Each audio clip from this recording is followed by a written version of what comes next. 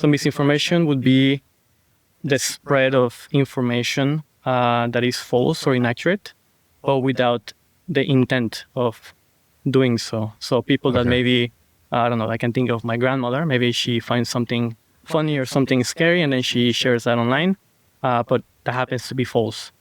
Then disinformation is, on the other hand, the spread of false information, but with the intent to create chaos or confusion when some event happens. Yeah. And how does that manifest in terms of technology? Are we talking about social media, regular, what do you call it, legacy media, or is it all of the above? Yeah, I think misinformation, disinformation has always existed. If we look back in history across time, there's always been some people that have knowledge and they decide to shape it in a way to spread it to, let's say, the masses. I don't know, you can go to the Roman times and see Julius Caesar, the famous book, The Gallic Wars, and he, wrote it in a way that would help his own cause. So I think that we can trace this, let's say, spread in a very massive scale.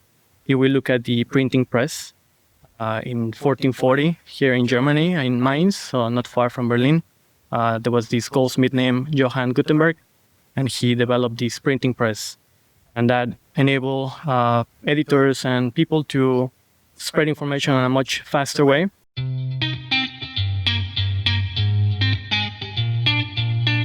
This is Identity at the Center. If it has anything to do with IAM, this is the go-to podcast. Now your hosts, Jim McDonald and Jeff Steadman.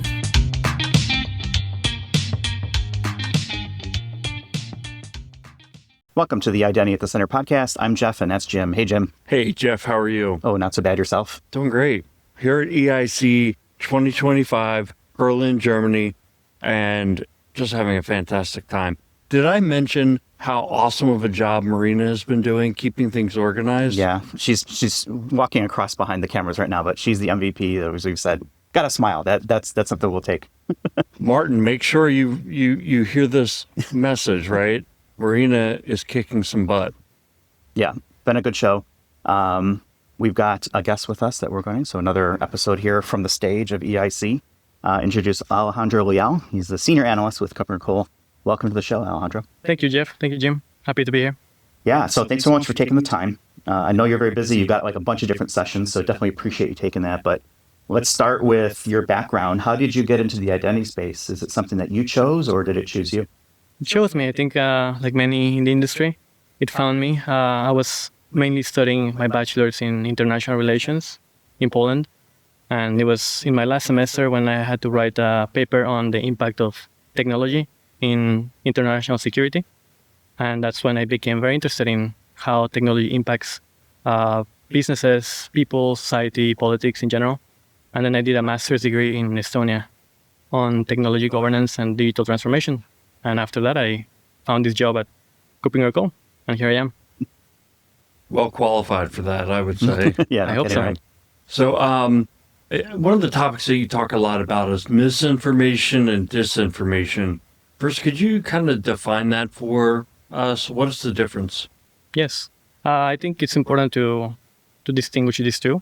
There's a lot of misconceptions out there, I think. So misinformation would be the spread of information that is false or inaccurate, but without the intent of doing so. So people that maybe, I don't know, I can think of my grandmother, maybe she finds something funny or something scary and then she shares that online, but that happens to be false. Then disinformation is, on the other hand, the spread of false information, but with the intent to create chaos or confusion when some event happens. Yeah. And how does that manifest in terms of technology? Are we talking about social media, regular, what do you call it, legacy media, or is it all of the above? Yeah, I think misinformation, disinformation has always existed. If we look back in history across time, there's always been some people that have knowledge and they decide to shape it in a way to spread it to, let's say, the masses. I don't know, you can go to the Roman times and see Julius Caesar, the famous book, The Gallic Wars, and he, wrote it in a way that would help his own cause. So I think that we can trace this, let's say, spread in a very massive scale.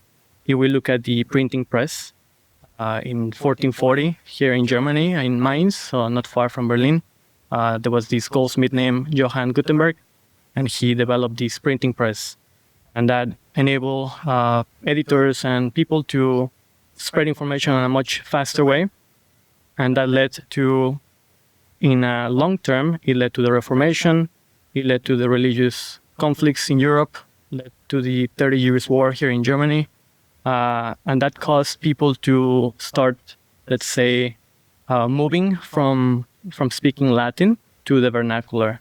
So in a way, it's a good thing because it democratizes the ability of people to communicate, to learn new things, to acquire knowledge. But I think that it can also have some consequences that people don't really plan ahead. I think it's true for most technology, right? Yes. The intent was probably, maybe, hopefully, pure, and then gets corrupted, or look at other ways to use it. A hammer is a tool that can be used for any number of things. And I guess from a misinformation, disinformation, you mentioned that intent. That really is probably the key part. Is you're trying to further a goal with one, and the other one is a mistake of some sort or something on those lines. What can we actually do about it, though? How do we know if something is, misinformation versus disinformation? Because I feel like at this point, there's so much out there that's like, well, how do we believe and who do we believe in? With AI, what do we believe? Yes. Is that really Alejandro sitting there, or is it Alejandro's AI twin, right? Yes. Something like that. Like, what can we do about that? Yeah, if we step back and look at this example that I mentioned of the printing press, I think back then there was a small number of people that could read and write. And for example, many people would print books on how to burn witches, for example. So that was clearly a intentional way of spreading ideas that maybe wasn't that nice. But it also led to the spread of religious texts or political texts or scientific texts that could be accessible for everyone in the population. But if we look at today, I think most people should know how to read and write. But it looks like all of the things that we see and read are getting more confusing, are getting more difficult to distinguish if they're true or they're not true. And maybe later we can talk about what are some of the potential solutions. But I think that the scale and the scope of misinformation and disinformation today is on another level. I think those words are used to sometimes discredit ideas as well. So to say, oh yeah, I talked to Alejandro and he gave me all this misinformation or disinformation. I think sometimes those terms get loosely used, but the intent is so important because you use the example of your grandma saw some article maybe about a medicine and reposted it because she wants people to have all this good information, but if it's false, it's a kind of at least a disservice to everybody. But she didn't mean to harm people. Yes, that's true.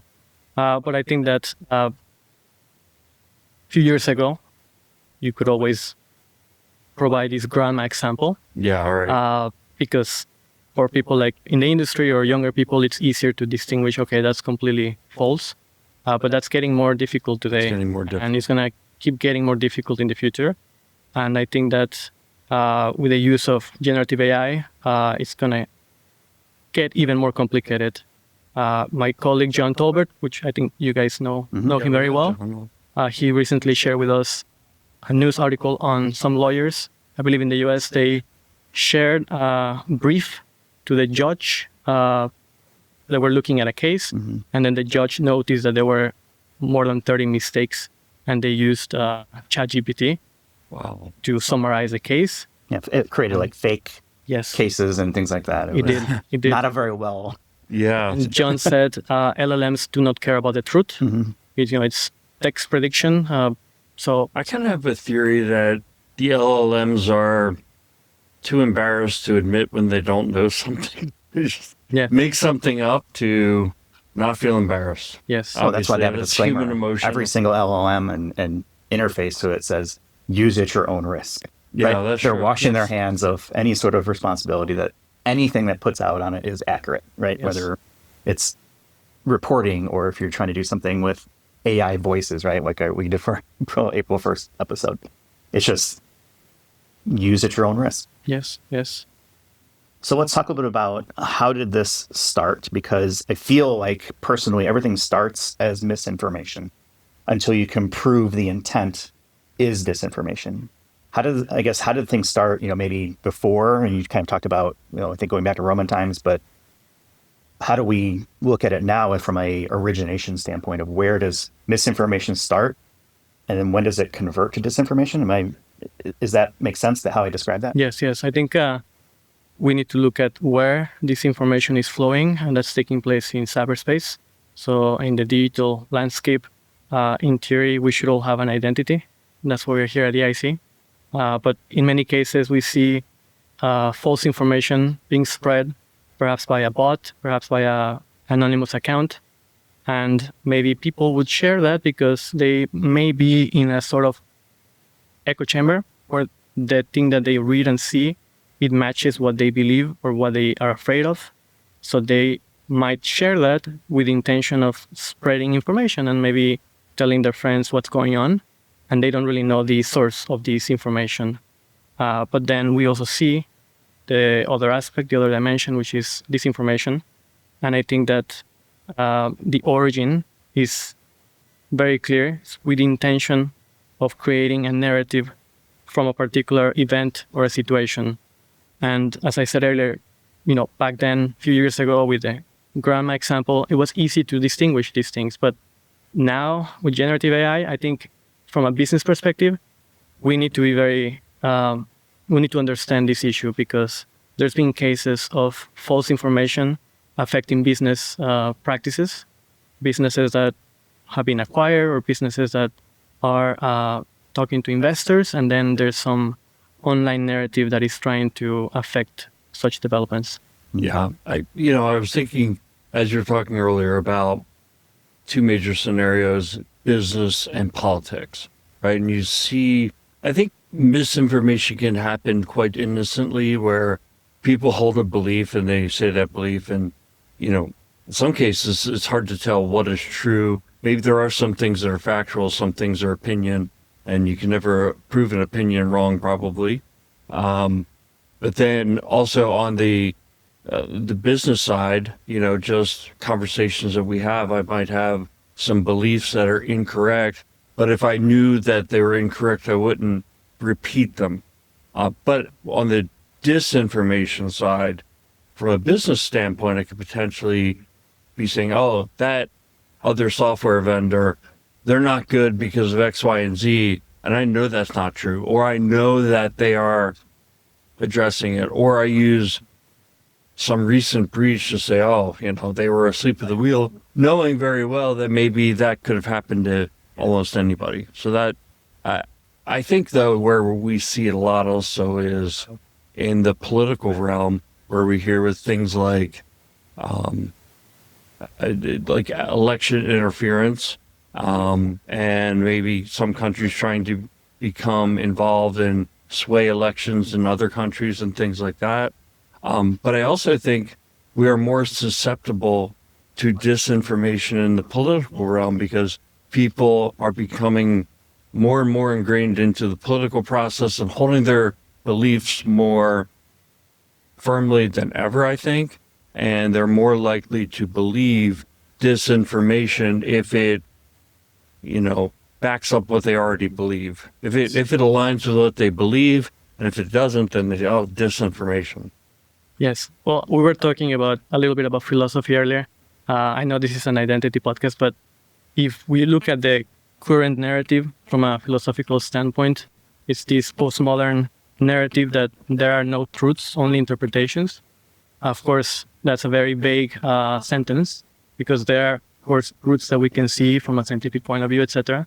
But I think many people, when I turned like 21, for example, I was like, okay, now I'm an adult. No more BS. Now it's time to behave like an adult. And then I started to see that political leaders or even business leaders, they sometimes spread information that it's not true, and they clearly don't have good intentions when doing this. So I think it ultimately comes to responsibility from the top level. And I know that we're all humans and we all have our own biases, we have our own preconditions.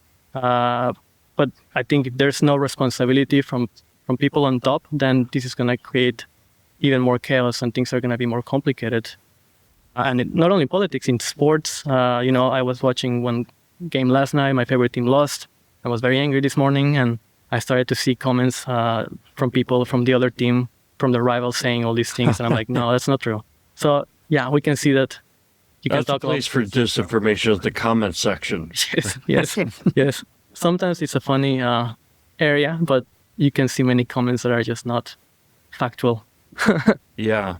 So, I mean, a lot of disinformation seems to be in the news cycle, right?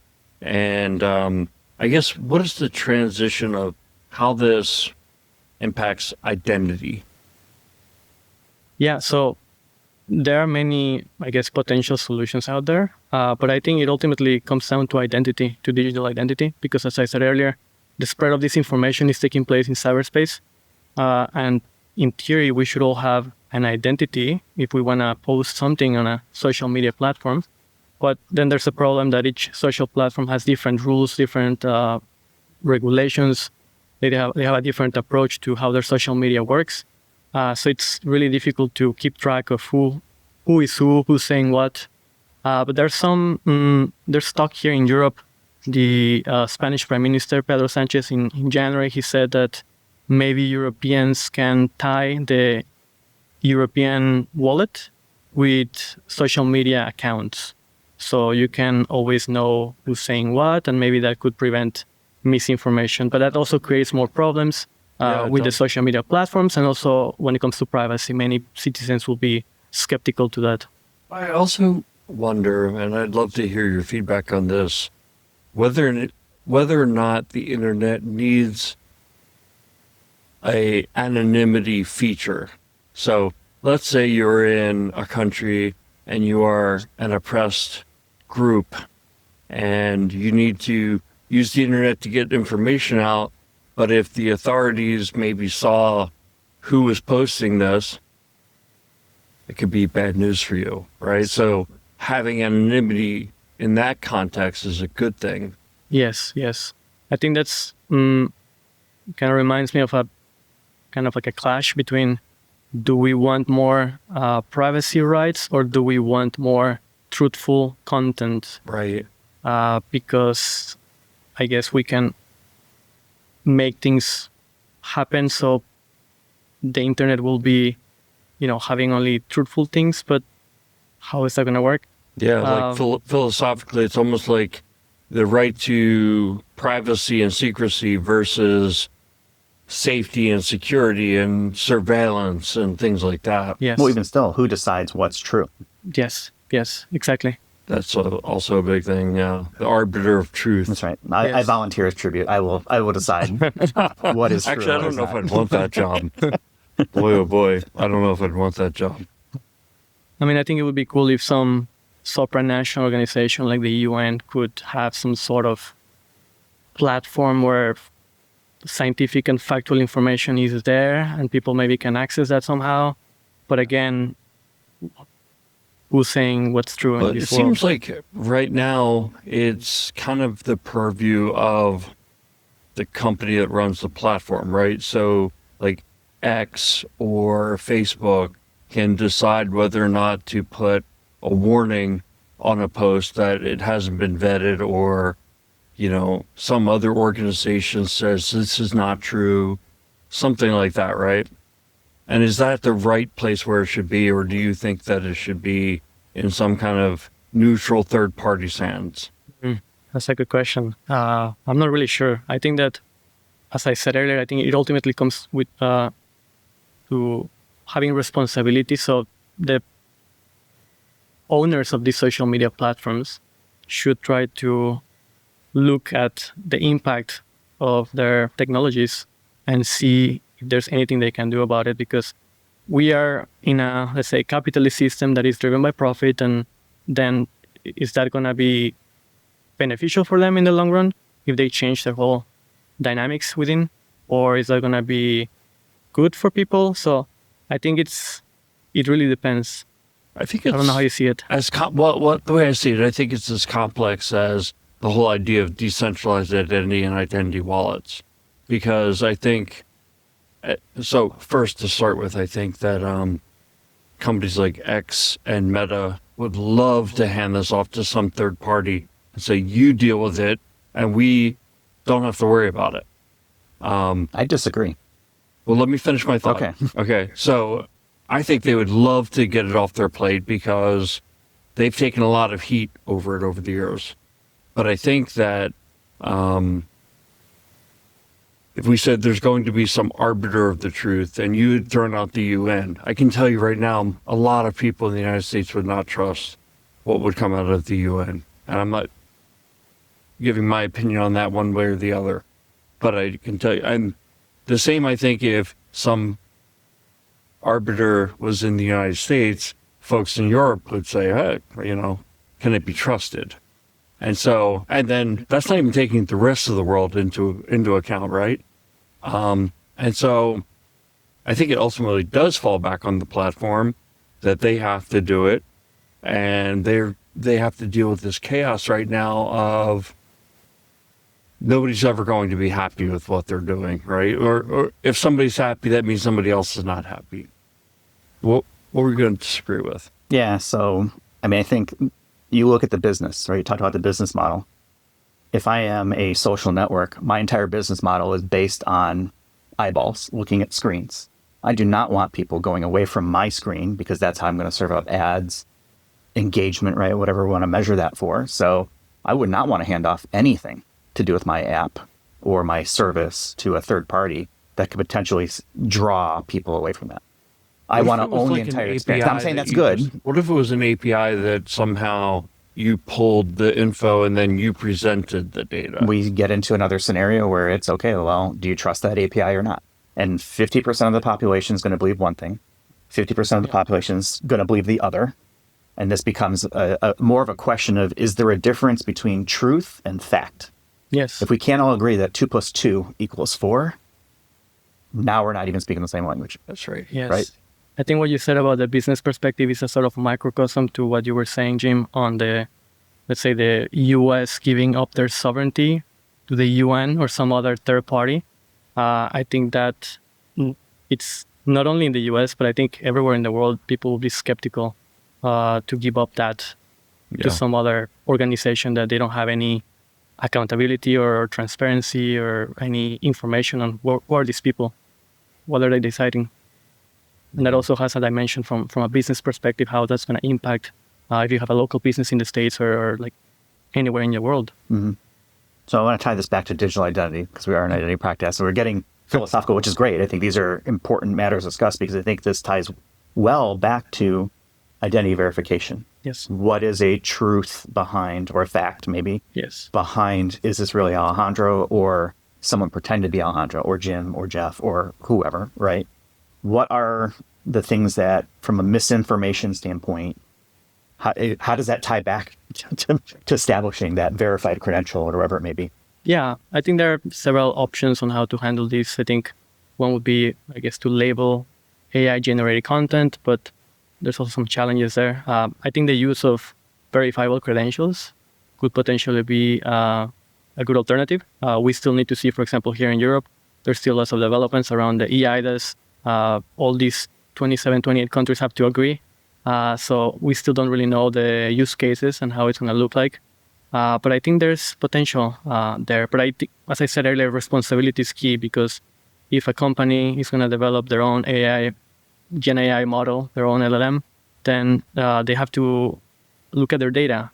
It has to be, transparent. It has to be clean. They have to maybe implement RAG. There are many different ways that these LLMs can be trained, so the information that they're going to provide is not only going to be true, but also going to be useful for the business or for the customer that they're trying to target. Yeah, it's a really interesting conundrum, because you could say, well, go to your AI and say, make me a picture of this political leader, make them 2 feet tall, right? And make their hair stick up and make it like 8 inches sticking up from their head. Sounds like you're describing a troll doll. Yeah, exactly what I was doing. But and put it on the end of a pencil. Right. Should the AI say, no, I can't do that because that's not what that person looks like? Or should the AI engine do that for you? So is the AI an arbiter of truth? Exactly. Or the company that makes the AI. Right. Like Do they have to put enough guardrails on it? So where does that responsibility fall? Yeah, but I think that could lead to more maybe fragmentation, different models having their own Yes. truth. Like DeepSeek, you ask them about Taiwan and Tiananmen Square, and then they're going to tell you something completely wrong. Is it better to have more fragmentation, or do you want to see a finite number, maybe a half dozen AI models? Well, who decides? Yeah. Yeah. Well, what do you think is better? What Yeah. do you think? I don't know if I have an answer for it. Yeah. I don't know what is. It's moving too quickly, and I think we haven't agreed on what even the standard will be for that. I think MCP, Model Context Protocol, is certainly all the rage right now, and it's sorely needed. Right, it's been described as sort of the USB-C of that area, but I don't know who should be making those decisions. Yeah, it's moving too fast, like you say, and regulators are not keeping track of what's happening. Many of them don't have technical knowledge, so it's sometimes hard for them to understand how these systems work. So yeah, I think more fragmentation could lead to more competition, but more chaos as well. But also, who decides that? So it's Yeah, but so with the example I just painted, I thought of another thing, which was, let's say we wanted a political figure to look funny like that. Is that free speech or is that hate speech?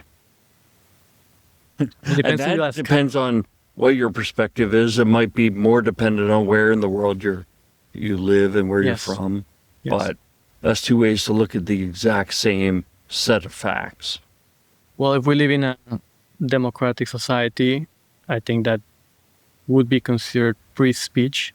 But at the same time, misinformation and disinformation are challenges to democratic systems. Yeah. But I think in some countries, if you were to take that same model and say, take this religious figure and make them look ridiculous, print that picture, and now people start forwarding it on the internet, it's considered hate speech. And you can be arrested for it in some places. Mhm. Yeah. This is kind of a downer of an episode, man. Hey, man, this is my kind of episode. Like you're like all into this, yeah. I'm loving it. Yeah. I mean, I think the challenge, right, is I don't think we have the answers yet, right? Yes. We recognize the problem, or the beginnings maybe of the problem, because I'm sure we'll find new and creative ways to misuse anything. This is just the latest invention that we're grappling with. Okay, what do we do about this? I feel like there's a play here somewhere for authenticity. And maybe it's a digital watermark. Maybe it is something where, there is some sort of system to say, okay, if it was AI generated, make it very clear. And maybe that doesn't stand up in a court of law, or it's immediately flagged as, that's not real. But when you have technologies right now that are so good at making Fakes. fakes, and they're hilarious. And I don't want to stifle the innovation because I can see a lot. I mean, we've used it for the podcast and stuff like that, but it is a problem. And so how do we, verify the authenticity of something is a really big part of this. And bringing it back to the identity side, it's the same thing, right? Yes. What we don't want to do is have a bunch of fake IDs and credentials that have proliferated. We were younger, right? You have fake ID, not saying that I did, but people would get a fake driver's license and someone that kind of looked like them, and that would pass to get them into the bar, right? To do whatever it may be. The same thing can happen also in the digital world. Is what happens if I replicate somebody's on-prem Active Directory account, and it looks and acts and behaves like a person, but it's not really them. Yeah. I think I was thinking the most dangerous model is like some kind of disinformation that started World War III or something like that, right? So someone put out information that a nuclear kind of attack took place, and if you weren't able to authenticate that information was correct, maybe some country acts on that. Yes. That's the worst case scenario. But then I was thinking, you can then take it down several levels in terms of the global scale and say, hey, there's police officers going from door to door, but they're not really police officers, so protect yourself. And it's like fake. And then a police officer shows up at somebody's door and the person takes a negative action against that police officer thinking they're a fake person, right? And that could be a life or death event. So And there's been cases like that of people committing crimes or other things to other people based on false information they found online. And I think another challenge, I know we're talking a lot about challenges, and I hope listeners we shine a light on it. Not saying we know all the answers, but at least be aware of them. Yes. We can't fix what we don't know about. Yes. So let's know about it. Another one would be that many of the conversations on digital identity, like here at EIC or all the conferences that we see in the States, it's taking place mainly in the Western world, and whatever comes out from these conversations affects the global South. And that's another area where many people don't really have a saying of how these technologies are going to impact not only their businesses, but their politics, their own echo chambers, etc. So I think it's also important to try to have that sort of, if we cannot have a UN implementing something, at least we can try to have a global conversation. I don't know how, but it's important to keep it going. Episodes like this, for example. So now let's turn this into some action we can take. What do you recommend people do for themselves to not fall victim to mis and disinformation? And what can they recommend to people in their lives to, whether it's people that they're responsible for at work or family members, to protect themselves? I think being responsible, what you're saying online is part of who you are in a way. You're sharing something about you, and many people don't see it that way. Many people see cyberspace, sure, as an extension of themselves, but they don't really understand that whatever you share online can have consequences. So responsibility would be one. Another one would be to have critical thinking. Sounds easy, sounds... Yeah. Well, it's what I'm saying, common sense, not so common sometimes. Yes. So I don't know how it could lead in the next few years, maybe even having in schools critical thinking skills or lessons on how to distinguish false and truth in the online world. Sounds a little bit silly, the grammar example. It's easy to distinguish what's true or false, but imagine in 5, in 10 years, in 20 years. In your own world, if you spot misinformation or disinformation in like our comments section, do you post something to call it out? No, I don't. You don't? Do you? Probably not. Good counter. No, I'm curious. I don't really go into social media other than LinkedIn. I think that would be it's like the last safe place. Yeah, it's like the last safe place. But there are times where I disagree with somebody, and I usually don't. I usually just say, okay, well, don't feed the trolls. Yeah, I don't. I guess if you distinguish, if is this disinformation, then there's really no reason to engage, because maybe it's a bot, maybe it's someone that has a narrative, and you're not going to change their mind. Right. You're just going to keep, making that the comment is going to be more visible. But if it's misinformation, if it's a friend or someone that you know, maybe you can have a civilized response. Yeah. But I'm curious to know if you ever had any, let's say, conversations in your comments on this podcast or some. We've got pretty good fans. People who good. support us, I think, kind of get what we do. There's always going to be, I think, the threat of it.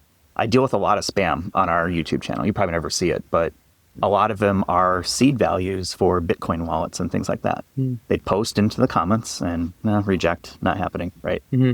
But it does happen. Yeah. Now, is that disinformation? No, but it's clearly not information, and it's clearly not relevant or authentic to whatever it is they're posting on, right? I don't need 16 code words.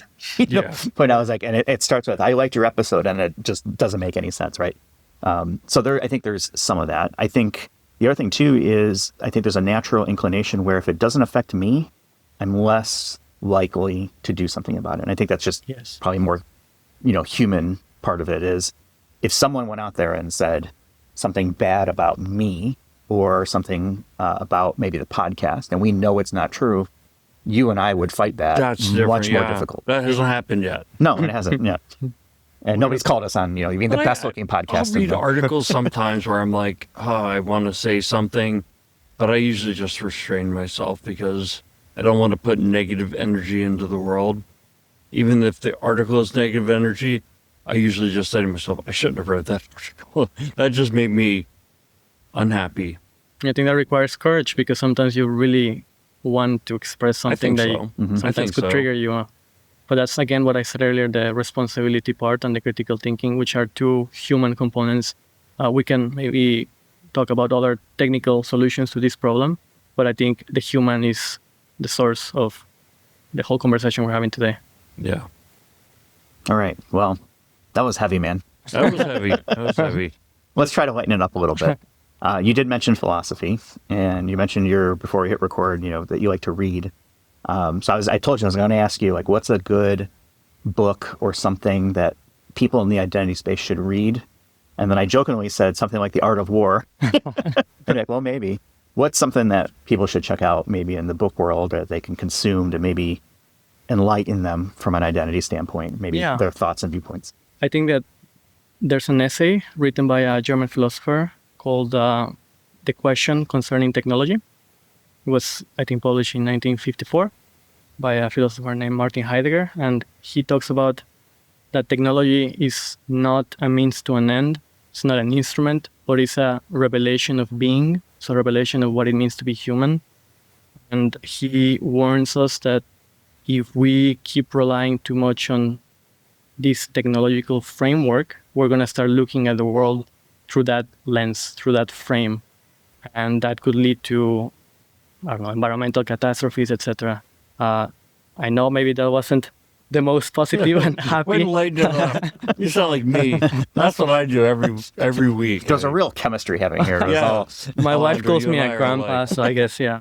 Well, no, but I think it's important to recognize some of that stuff, right? I mean, maybe this episode is a little bit more of a downer, but it's mostly because this is a real challenge, right? I mean, there's plenty of things that we can talk through. Okay, like I said, we don't have all the answers, but at least we can shine a light on it and say, what are we going to do about this? Because we can't just bury our head in the sand and say, whatever, right? Whether it's someone using credentials to do bad things, which still is the majority of attacks. There was our friend Jason Kinahan this morning from TELUS. He had a keynote, and over a third of all internet traffic is malicious bot activity.